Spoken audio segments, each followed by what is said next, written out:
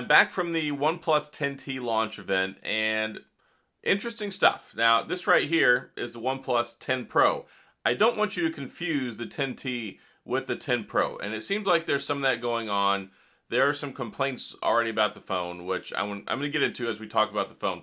But I think that it's probably going to be pretty good, at least for most people who are looking to getting the super powerful flagship experience starting at $650 in the US. And placing things into context, what we're looking at here is a $300 cost reduction from the 10 Pro to the 10T.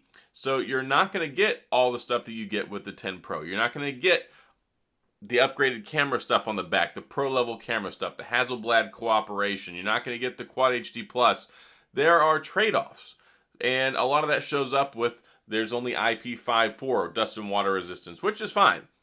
OnePlus has never really been known historically for having IP68 dust and water resistance across the board.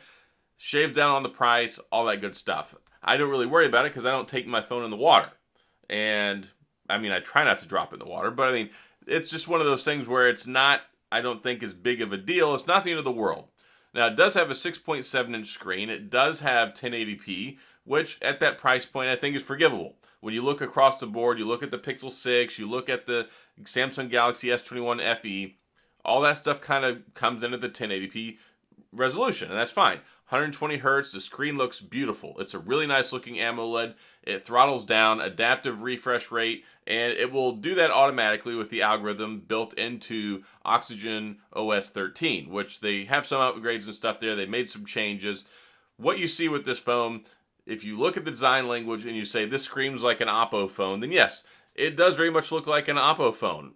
It looks like an Oppo phone combined kind of with the OnePlus 10 Pro camera look on it, which I think is okay. I actually made a joke that they dropped the Hasselblad cooperation and they're cooperating with Kenmore because it looks like 4 burners on the back of the phone.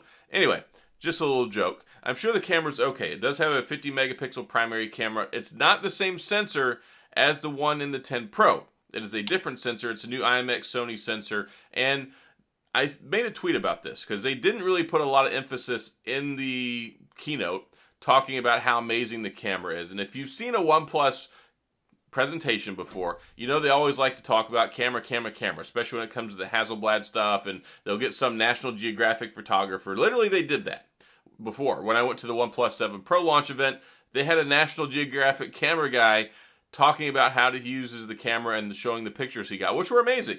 And here's a consistent thing. If you look at primary cameras over like the last 4 or 5 years, they take pretty darn good camera samples now. I mean, the photos look pretty good. So I hesitate to say that it's going to be a bad camera. I haven't used it personally. But when you look at the 8 megapixel ultra wide and the 2 megapixel macro lens, that's where you're going to find a little bit more of that uselessness. I don't have a lot of feelings or affection for a 2 megapixel macro. I would prefer they just leave it off or put a 5 megapixel, because with 2 megapixels you just can't shove enough data in there, and they don't have big enough sensors, and the light exposure, they just don't look good. And I think that having it in there is a bigger distraction than not having it in there. I would rather they just put 2 cameras. That would probably work out better. But hey, if you want to use it, use it. Maybe you will find some use for it. Maybe you'll like it. I'm not trying to be a camera snob here, but I stay pretty consistent with pretty much any phone when it talks about a 2 megapixel macro lens camera. The things that I like about this phone that I think bring a lot to the table, a lot of conversation you may not even hear, they focus a lot on fixing problems. And that's kind of been the modus operandi, how they operate when it comes to OnePlus phones, because that's Pete Lau's strategy. That's the whole thing, is trying to find solutions for problems that exist. And when it comes to this phone, they put a lot of emphasis and effort on trying to fix the heat problem. And that's what we've been dealing with the last few years. If you use any Android smartphone in the last 2 or 3 years, heat is a significant issue. The Snapdragon 888, the Snapdragon 8 Generation 1. This one has the 8 Plus Generation 1.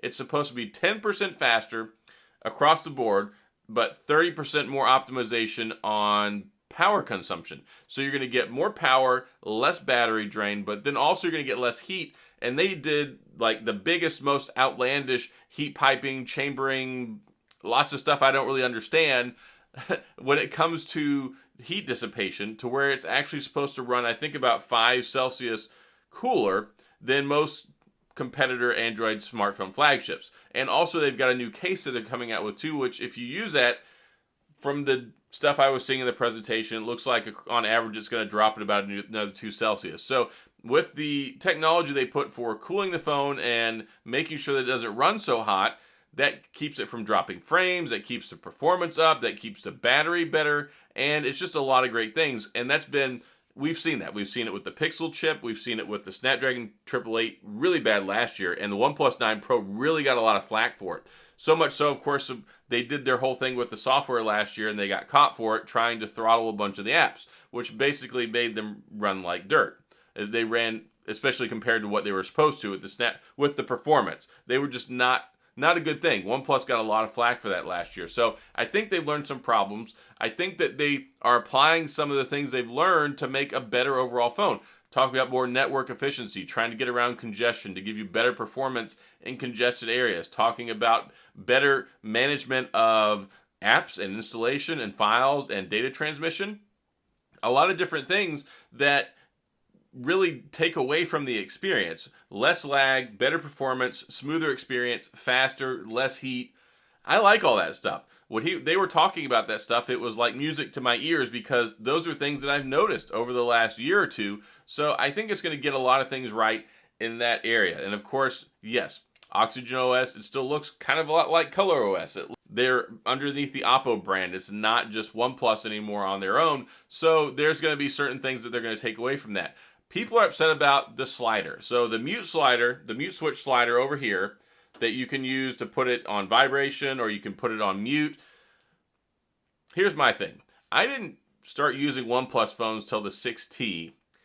I'm not a big fan of the slider. Honestly, I don't really feel like it feels all that premium. I don't know why. It just never really felt all that premium to me. But it's nice having it there. I know people who've been using OnePlus for a long time like it.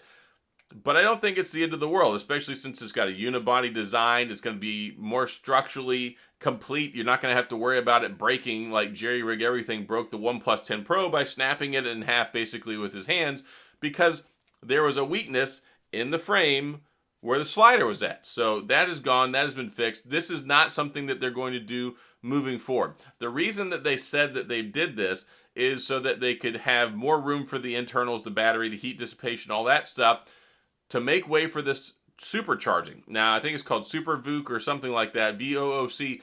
Really weird name. I don't know why they couldn't come up with something like, I don't know, anything would be better, right? 150 watt charging. Now, in the US, you're going to be limited to 125 watt charging because the 110 power standard we use here is not capable of supporting the 150 watts. At least, I guess, maybe not safely. I'm not sure exactly the details on that, but that's my understanding is that our power infrastructure doesn't support it. You need the 220 that you get elsewhere outside the United States to be able to take advantage of that. Still, 125 watts is crazy fast. 150 watts is insanely fast. The metrics they're saying is 28% battery in 3 minutes, which is just out of this world. And they have prioritized, optimized, adaptive battery charging stuff that when you plug it in, yes, the first 30% is going to charge faster than the second 30% just because of resistance and the batteries and the laws of physics and thermodynamics and all that stuff. So I think it's cool. I think there's a lot here. It's not going to be for everybody. This is not an everybody phone, but I think that it does bring a lot of great stuff to the table. You got a big screen, 1080p, 120 hertz, up to 16 gigabytes of RAM. You get 8 or 16, which is good. It's better than most of the competitors in its starting price point. And you're going to have 5G. I'm still waiting to find out more information. I'm sure that will be available once it comes out for launch because it's launching over in India first, like the OnePlus 10 Pro. And then it'll be here in the States. I believe it's going to go on pre-order on September the 3rd and start shipping, I think, the 28th, somewhere around there. So I think that it has some stuff that it offers. There are things it clearly doesn't have. No wireless charging, IP54, Gorilla Glass 5 on the front and the back.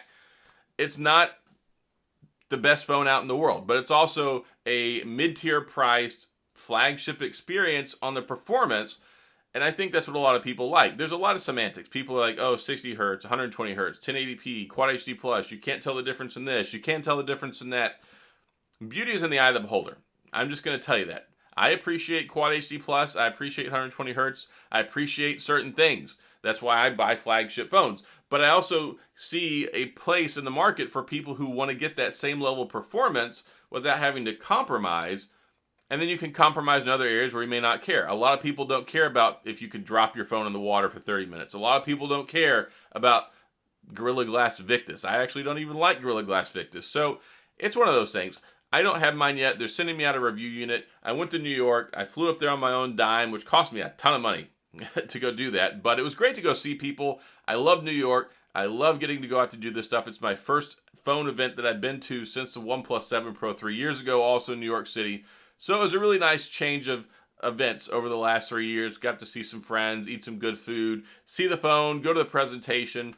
And I think it'll probably be okay. I'm not getting wrapped around the axle over the lack of the mute switch and OnePlus being dead and lost their way. This is as far as I know, what they're saying is a one-time thing. I'm sure they'll bring it back for the 11 Pro or the Ultra or whatever they're going to call it this next go around. I don't see it being the end of the world, especially for the price point.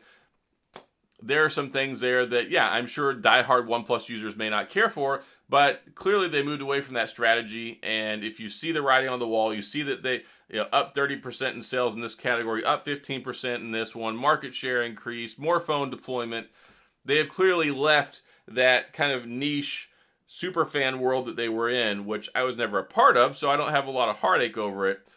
I care about what works, and I don't think that losing that little switch on the side means that it's not going to be a good phone, and some of the other stuff that might be head scratching.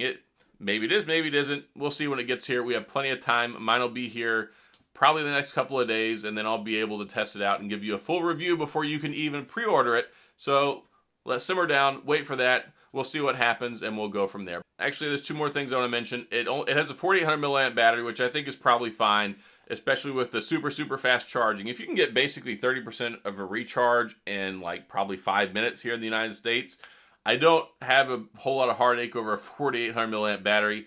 And the other confusing thing, 1080p camera on the front still. I don't get it. It looks like it's probably the same selfie camera they use with the 10 Pro and with the previous versions.